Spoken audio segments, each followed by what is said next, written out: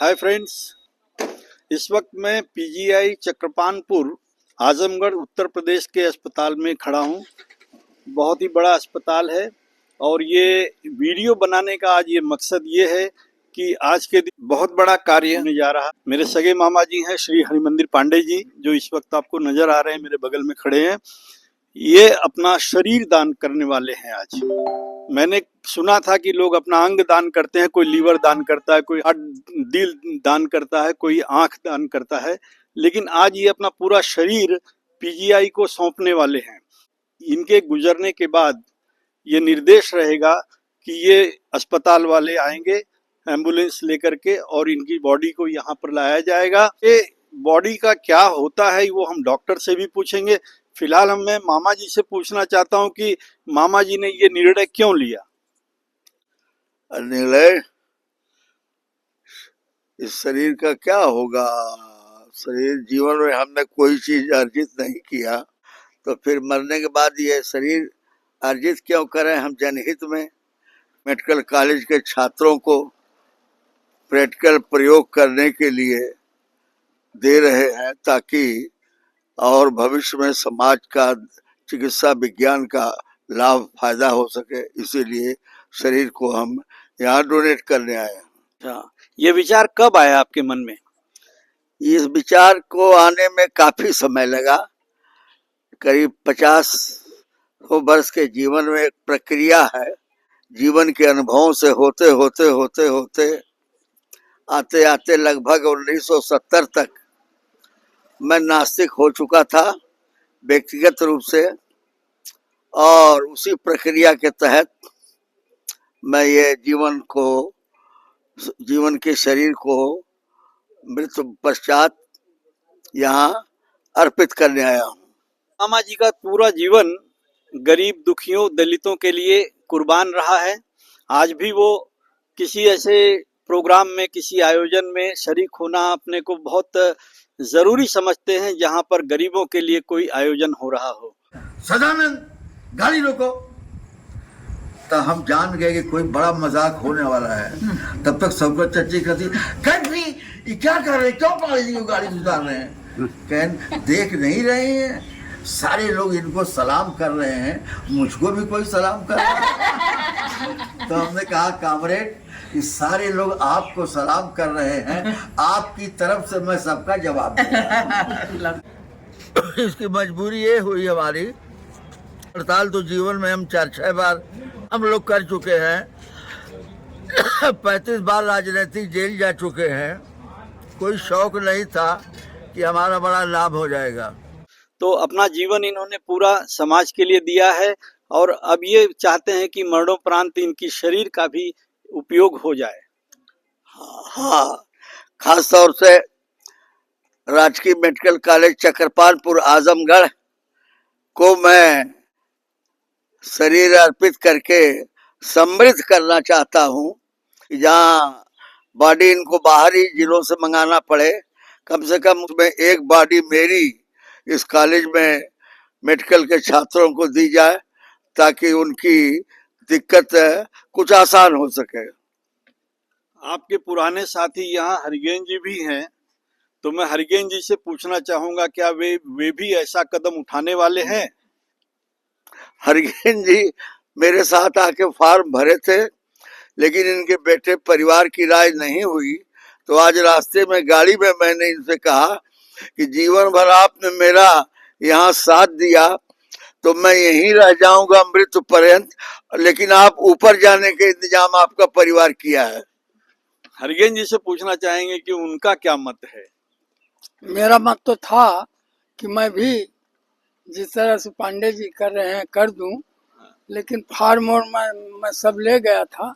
मैं सोचा कि औपचारिकता होती है कि 2 परिवार के सदस्य उसको अनुमोदित कर दें, लेकिन मेरे जिन लोगों का मैं नाम लिखा था, पत्नी और एक बेटा, वो दोनों बजनी करने की तैयार हो गए। इस तरह से पेश आए कि मैं आज ये काम नहीं कर पा रहा हूँ।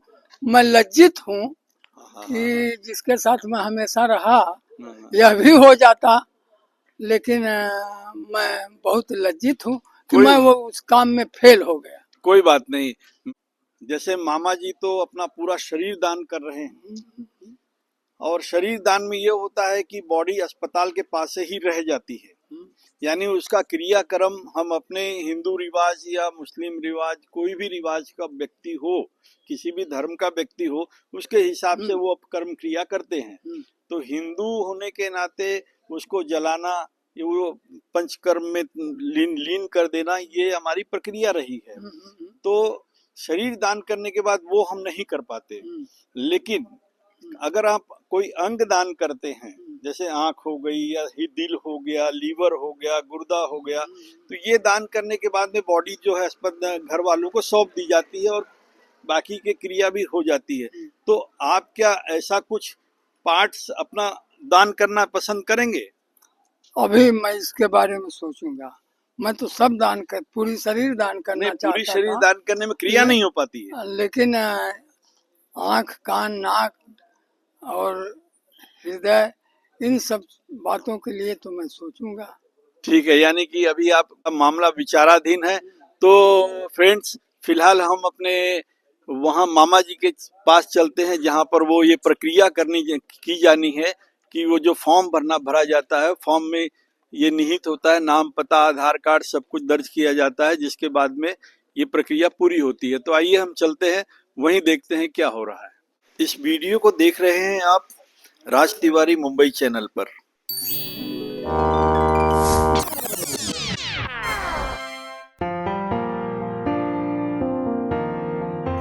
हमने कहा कि हमारी मुख्य अधिकारी हमारे बगल में बैठी हैं, डॉक्टर मनीषा उपाध्याय। डॉक्टर साहिबा, मैं आपसे कुछ जानना चाहता हूँ कि ये शरीर दान करने के बाद इसका किस तरीके से उपयोग आप लोगों को आता है? ऐसा होता है ना कि जैसे शरीर दान देते हैं तो हम लोग फिर हर साल बॉडी निकालते हैं, है ना। तो उस पे जो है नॉर्मल हम डिसेक्ट करते हैं, डिसेक्शन होता है बच्चों के द्वारा, हम लोग के द्वारा, फैकल्टी के द्वारा, और फिर उसको बच्चों को पढ़ाया जाता है।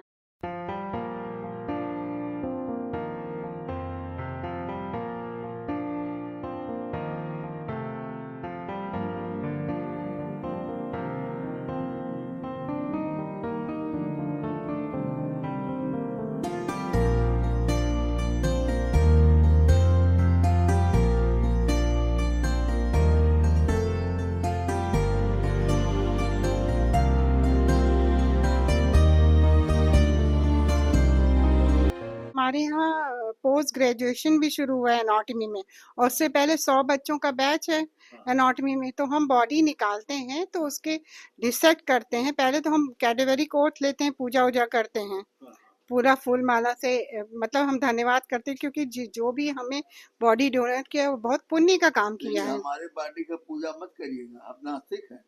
अच्छा ठीक है, फिर लिख लेना नाम का। हाथ जोड़ता हूँ, मैं नास्तिक हूँ, मेरी बॉडी का कोई पूजा नहीं होगा, पूजा पाठ होगा। पूजा पाठ मतलब सेंस में ना माला चढ़ा के, कोई माला वाला नहीं। अच्छा ठीक है, आपकी इच्छा का हम मान रखेंगे और उनके बॉडी के फॉर्म में लिख देना कि, है ना, तो याद रहेगा, है ना। ठीक है, और फिर उसके बाद डिसेक्शन होता है तो वो पूरी नॉर्मल, जैसे कि कहाँ लंग है, कहाँ हार्ट है, वो डिसेक्ट करके पूरा बॉडी पढ़ाया जाता है। तो ओपन करेंगे, डिसेक्शन करेंगे तभी ना पढ़ेंगे। कि हाँ, क्लोज कर देते हैं। नहीं, फिर पार्ट्स बनता है। कितने समय तक ये बॉडी आपके यहाँ रहती है? आराम से रहती है, कई सालों तक रहती है, धीरे धीरे निकालते रहते हैं बॉडी। अच्छा, हमारे यहाँ ऑलरेडी बहुत सारी बॉडीज है ना। एक बॉडी हमारे मामा जी की भी अब इसमें शामिल हो जाएगी। अभी नहीं हुई है। नहीं, अभी नहीं, मतलब मरणोपरांत, हाँ, मतलब आफ्टर डेथ। आज जो कार्य मेरे मामा जी कर रहे हैं, मैंने जब सुना कि ये अपना शरीर दान कर रहे हैं तो मुझे तो अजीब नहीं लगा, क्योंकि मैंने बहुत कुछ सुना है इसके बारे में। बॉडी पार्ट्स भी लोग दान करते हैं और मामा जी तो पूरी शरीर को दान कर रहे हैं, तो मुझे कोई अजीब नहीं लगा। लेकिन बहुत सारे लोग ऐसा सोचते हैं कि अगर हम शरीर दान कर देंगे तो बॉडी तो अस्पताल में रहेगी, तो उसका क्रियाकर्म हम नहीं कर पाएंगे। तो इसके बारे में कैसा मत है आपका?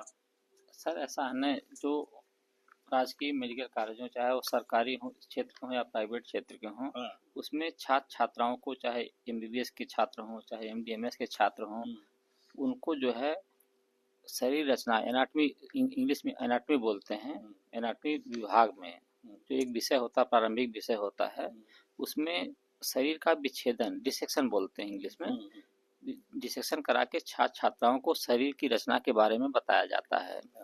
और जो देह दान की जो प्रक्रिया है वो एनाटॉमी एक्ट के तहत होती है, और उसमें जो है आपके जो इच्छुक लोग होते हैं वो अपने शरीर को जीवन से पहले दान करते हैं। उसकी एक प्रोसेस होती है जो हमारे जो इस मेडिकल कॉलेज के उप प्रधानाचार्य डॉक्टर मनीषा उपाध्याय हैं और विभागाध्यक्ष एनाटॉमी हैं, उनके स्तर से ये प्रक्रिया संपन्न कराई जाती है। सर 2013 से अस्पताल है, तो अभी तक यहाँ पर कितने लोगों ने अपनी बॉडी को डोनेट किया है वो मैं आपसे जानना चाहता हूँ।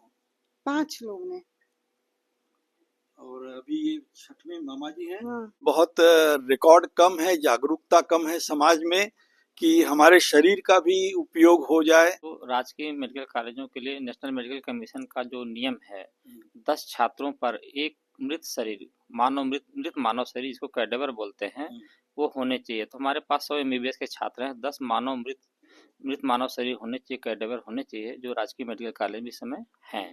तो ऐसी एनएमसी के मानकों में ऐसी कोई बाधा नहीं है, लेकिन फिर भी श्री हरमिंदर पांडे जी जो अपना स्वैच्छिक देनदान कर रहे हैं, हम और हमारा कॉलेज प्रशासन, मैं प्रिंसिपल की तरफ से, मैं प्रिंसिपल और हमारे वाइस प्रिंसिपल और कॉलेज प्रशासन की तरफ से इनका आभार और धन्यवाद व्यक्त करते हैं। मैं आपका पा रहा हूँ, बहुत बहुत धन्यवाद।